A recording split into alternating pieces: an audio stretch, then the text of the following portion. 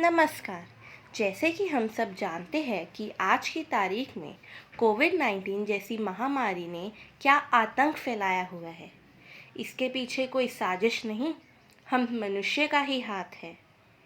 हमारे द्वारा किए गए कार्यों का सिर्फ वातावरण पर ही नुकसान नहीं होता, बल्कि वैज्ञानिकों का कहना है कि हमारा और पर्यावरण के बीच ऐसा खतरनाक रिश्ता हमें ही ऐसी कई पैंडेमिक डिसीज़ों के पास लेके जाएगा। ऐसी कई सी बीमारियों का उत्पादन जैसे स्वाइन फ्लू, सार्स, इन्हीं सब कार्यों का नतीजा है। इन सभी बीमारियों के पीछे हम मनुष्य का ही हाथ है।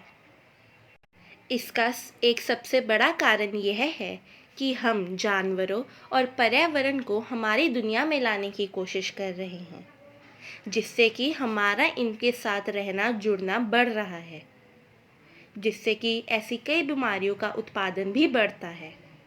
विश्व में ऐसी कई जगह हैं जहाँ पर कई जानवरों को लाकर एकत्रित कर कर रखा जाता है, फिर उनका मांस काट कर या उनका पालन पोषण कर कर उन्हें बेचा जाता है।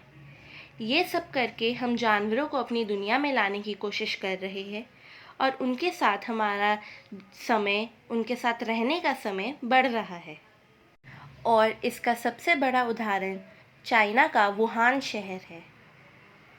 जब जानवरों को पिंजरे में कैद करके रखा जाता है तो उनमें तनाव का जो स्तर है वह बढ़ जाता है। यह स्तर बढ़ने के कारण वायरस का उत्पाद ज़्यादा होता है। जानवर जिनमें तनाव का स्तर ज़्यादा होता है वह ज़्यादा मात्रा में वायरस का उत्पादन करते हैं। हम ना ही जानवरों और पर्यावरण को अपनी दुनिया में लाने की कोशिश कर रहे हैं, साथ ही साथ उनकी दुनिया में भी प्रवेश कर रहे हैं। हमारा जंगलों को हटाकर वहाँ पे खेती बाड़ी करना और फिर वहाँ पर जानवरों को रख कर खेती बाड़ी में मदद करवाना, यह सब भी एक कारण बन सकता है ऐसी खतरनाक बीमारियों के उत्पादन का। खेती बाड़ी में प्रयोग किए गए जानवरों को छूने से वायरस लोगों के अंदर आ जाता है और जैसे ही वायरस लोगों में प्रवेश करता है वह एक से दूसरे तक चलता जाता है। पर्यावरण ने हमें उसके साथ छेड़छाड़ करने और उसके दुरुपयोग करने का बहुत बड़ा सबक सिखाया है।